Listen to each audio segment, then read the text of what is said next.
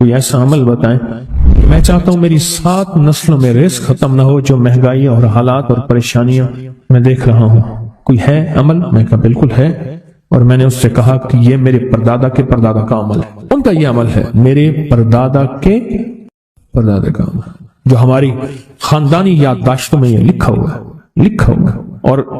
اور فرمایا اگر یہ کوئی بندہ کر لے اللہ نسلوں کا رزق اللہ سے منوا لے. اور میں نے اس سے کہا خیال کرنا رزق کے روحانی ساتھ منوانا، رزق کے روحانی ساتھ منوانا، ورنہ دولت مال چیزیں مل جائے گی جس کے بارے میں کہا جاتا ہے کہ بعض بندے ایسے ہوتے ہیں اللہ پاک ان سے لقمے نہیں چھینتا، سجدے چھین لیتا ہے. اللہ ان سے لقمے نہیں چھینتا. کیوں؟ رزق جسمانی دوسرے لفظوں میں مل رہا ہے اور رزق روحانی اللہ چھین لیتا ہے. یہ جو آج آپ بیٹھے ہیں تسبیح خانے میں اور میں بیٹھا ہوں، یہ ہم روحانی دسترخوان پہ بیٹھے ہیں. یہ بہت بڑا دسترخوان لگا ہوا ہے، یہ دسترخوان ہے. سنا ہے در یار پہ بڑی دھوم ہے، سنا ہے در یار پہ بڑی دھوم ہے، وہاں عاشقوں کا ہجوم ہے. یہ روحانی دسترخوان ہے. میں بھی خود محتاج ہوں. یہ روحانی دسترخوان ہے. تو میں نے اس سے عرض کیا کہ ایک دسترخوان نہیں مانگنا، دونوں مانگنا. رزق روحانی بھی، رزق جسمانی تو اس کو ملتا ہے، اس کو بھی ملتا ہے جس کو کلمہ نصیب نہیں ہوا. رزق جسمانی تو اس کو ہی ملتا ہے جس کو کملی والی کی غلامی نصیب نہیں ہوئی. رزق جسمانی تو اس کو ہی ملتا ہے جس کے ماتھے پہ شقاوت لکھی ہے. رزق جسمانی تو اس کو ملتا ہے جو اللہ کا نافرمان ہے. رزق جسمانی تو اس کو ملتا ہے جو اللہ کے وجود کا انکار کرتا ہے. رزق جسمانی تو اس کو ہی ملتا ہے جو آخرت اور قبر کا انکار کرتا ہے. رزق جسمانی تو اس کو ملتا ہے جو جنات اور برزخ کا انکار کرتا ہے. رزق جسمانی تو اس کو ملتا ہے جو خود کملی والی کی نبوت کا انکار کرتا ہے. وہ تو بے بہا لوگ ہیں، ان کو ملتا ہے. پر تجھے بھی صرف رزق جسمانی ملا اور اللہ سے یہ منوا لیا. نہ یہ نہ منوانا، اللہ سے کہنا ہے اللہ رزق روحانی بھی دے اور رزق جسمانی بھی دے. 2 رزق اکٹھے عطا فرما. کون سا رزق؟ اور رزق جسمانی بھی دے.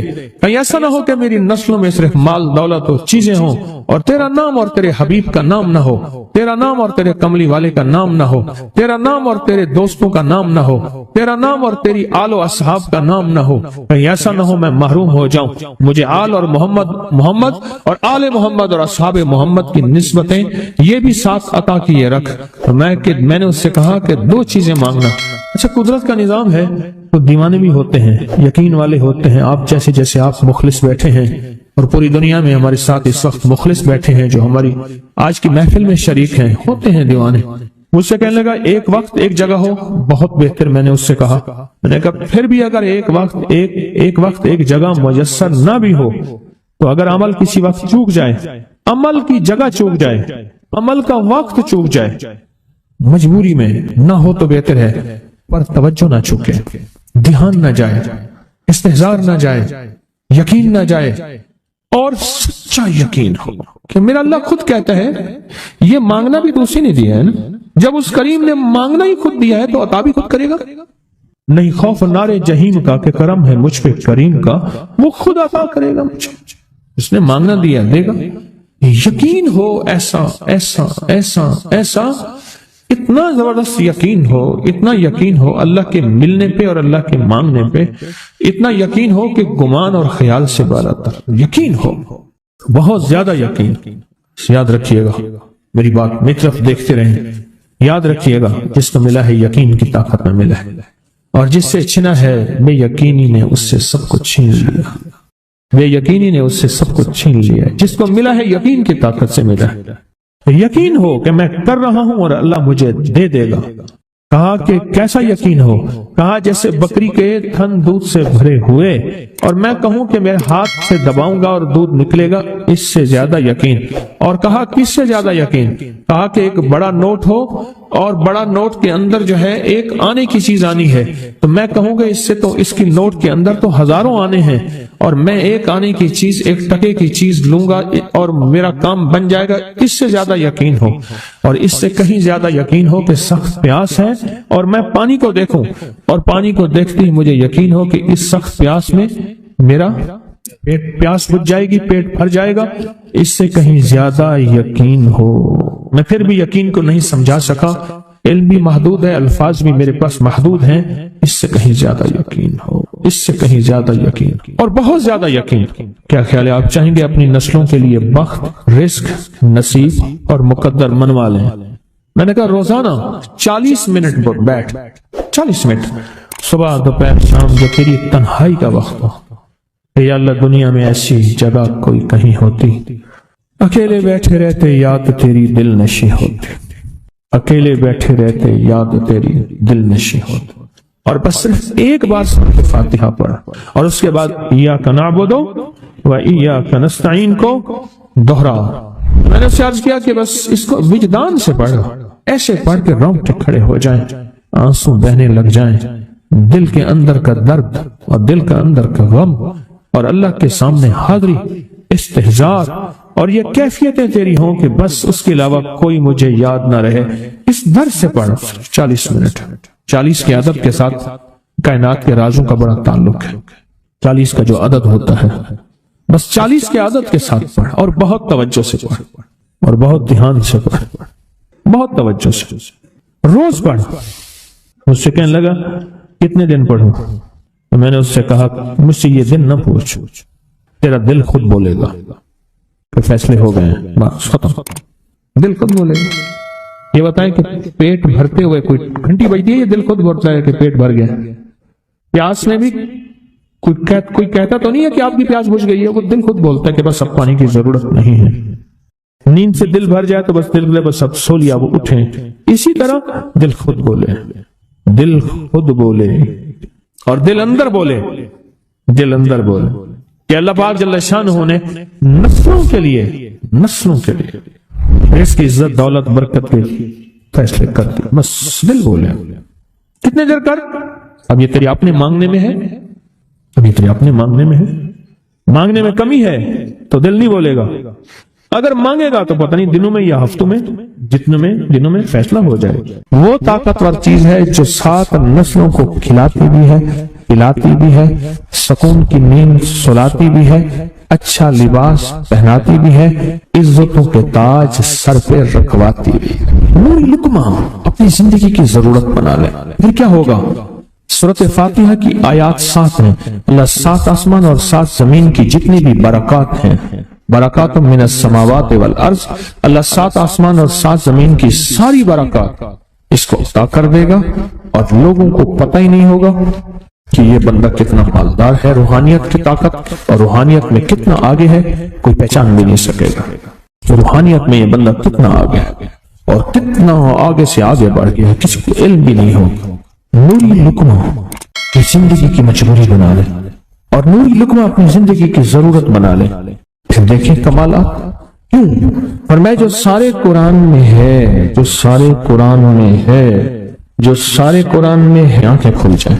یہ سورۃ فاتحہ نماز کھانے کے دوران پڑھنے والا یہ اہل نظر میں ہے، اس کی نظر وسیع ہو جاتی ہے، یہ اہل کشف ہوتے ہیں، ان کی دل کی آنکھیں کھل جاتی ہیں، یہ فرشتوں کو دیکھتے ہیں، یہ انسانوں کے دلوں میں جھانک لیتے ہیں، یہ کائنات کے راز پڑھ لیتے ہیں، کائنات کے راز پڑھ لیتے ہیں۔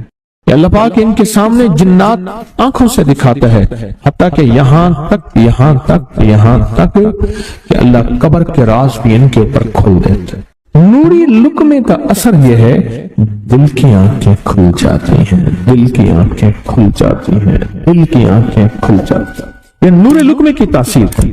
چہرے کی آنکھیں تو سب کے پاس ہیں، دل کی آنکھیں سب کے پاس نہیں، دل کی آنکھیں سب کے پاس نہیں، چہرے کی آنکھیں سب کے پاس ہیں، دل کی آنکھیں سب کے پاس نہیں۔ نوری لقمے کی یہ تاثیر ہے کہ دل کی آنکھیں کھل جاتی ہیں اور دل کی دنیا آباد اور دل کی دنیا شاد اور دل کا وہ بندہ بامراد بن جاتا ہے جو نوری لقمے اپنی زندگی میں شامل کرتا ہے۔ اور نوری لقمے سورۃ فاتحہ اور کتنی بار؟ اچھا، یہ سورۃ فاتحہ بیماریوں کا علاج۔ صحابہ کرام فرماتے ہم جا رہے تھے، کوئی ایک سردار تھا، اس کو بچھو نے کاٹ لیا اور اس کو چیخ رہا تھا بیچارہ۔ فرمایا سانپ کا کاٹا سوئے، بچھو کا کاٹا روئے۔ میرے پاس ایک سانپ کا کاٹا آیا تھا، غنودگی میں تھا، بہت غنودگی میں سے سوتا تھا، اور میں نے کہا اس کو سونے نہ دے، خیال نہ کیا انہوں نے، ادھر سے ہٹا تو بندہ ختم ہو گیا، سانپ کا کاٹا۔ ہمارے والد صاحب رحمۃ اللہ علیہ کے ملک عبد الرحمن ڈوڈی وہ لائے تھے، تو کہنے لگے اس بچھو کے کانٹے کا علاج؟ صحابہ کرام نے 7 بار سورۃ فاتحہ پڑھ کے اس پہ دم کر اور وہ ٹھیک ہو گیا۔ اور میں جب سورۃ فاتحہ عرشوں سے زمین پہ آئی، نازل ہوئی، ایک گونج اٹھی، ایک آواز آئی، اور میں اللہ سے آج وہ چیز زمانے پہ زمین پہ نازل کی ہے جو اس سے پہلے کبھی آئی نہیں تھی اور جو اس کے بعد کبھی آئے گی نہیں۔ اس سے پہلے کبھی آئی نہیں تھی، اس کے بعد کبھی آئے گی۔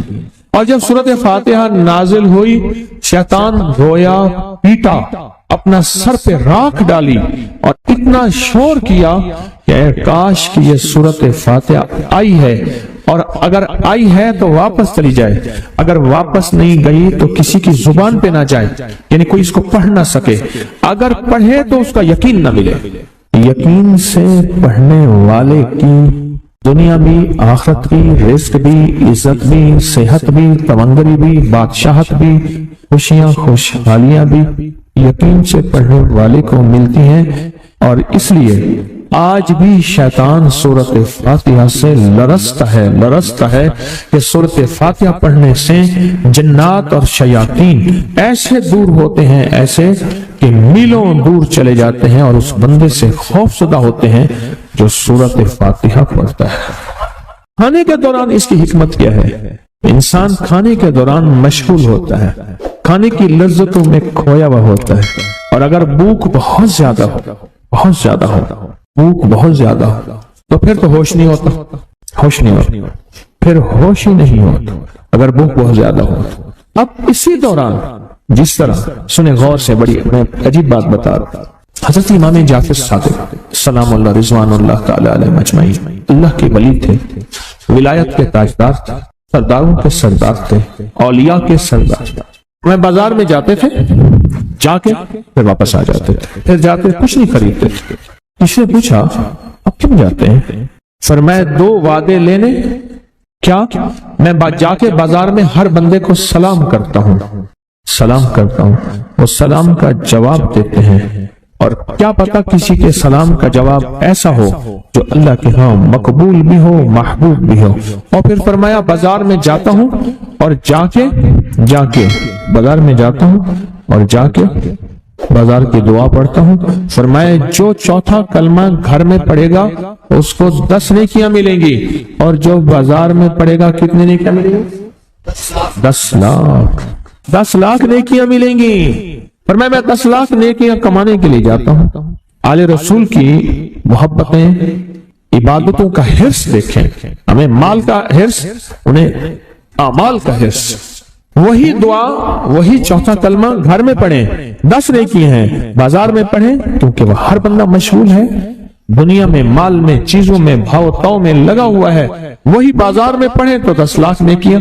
اسی طرح کھانے کے دوران جب لذت ہے، کھانے کے دوران ذائقہ ہے، اور کھانے کے دوران لذت اور ذائقے میں اگر کوئی بندہ سورۃ فاتحہ پڑھ لے تو اللہ کہتا ہے تو ان لذتوں میں مجھے نہ بھولا، ان کھانے کی چیزوں میں مجھے نہ بھولا، ان ساری کیفیتوں میں مجھے نہ بھولا، اللہ خوش ہوتا ہے، اور پھر اللہ جل شانہ اسے 7 آسمان اور 7 زمین کی برکتیں حوالے کر دیتا ہے، اور جس کے پاس 7 آسمان 7 زمین کی برکتیں ہوں، یہ ساری عبادتیں کھانے کے دوران کوئی معنی نہیں رکھتی، پھر ایسی سمیٹ کے اللہ کائنات کو اسے دے دیتا ہے۔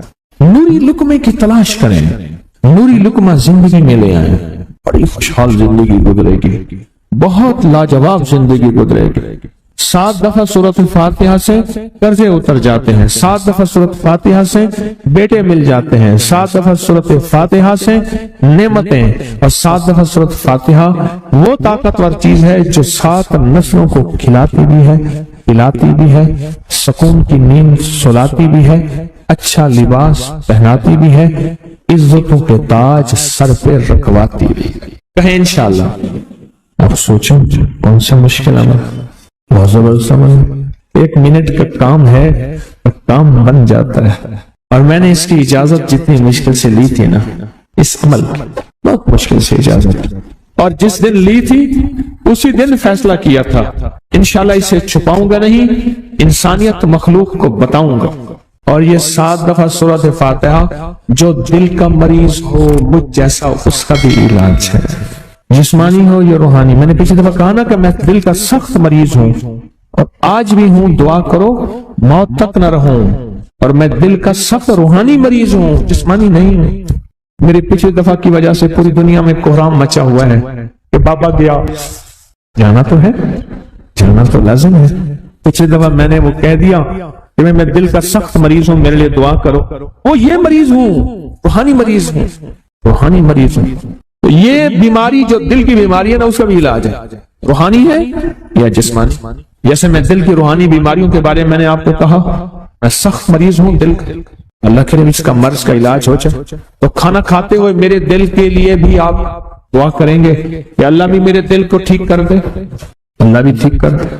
آپ مجھے بزرگ سمجھتے رہے ہیں اور اندر سے کام کھوکھلا ہو، یہ دل کی روحانی بیماریوں کا بھی علاج ہے، اور یہ جسم کی اور دل کی جسمانی بیماریوں کا بھی علاج ہے۔ یہ صحت مندی کا راز ہے، سورۃ فاتحہ ہے بابا، سورۃ فاتحہ ہے، سورۃ فاتحہ۔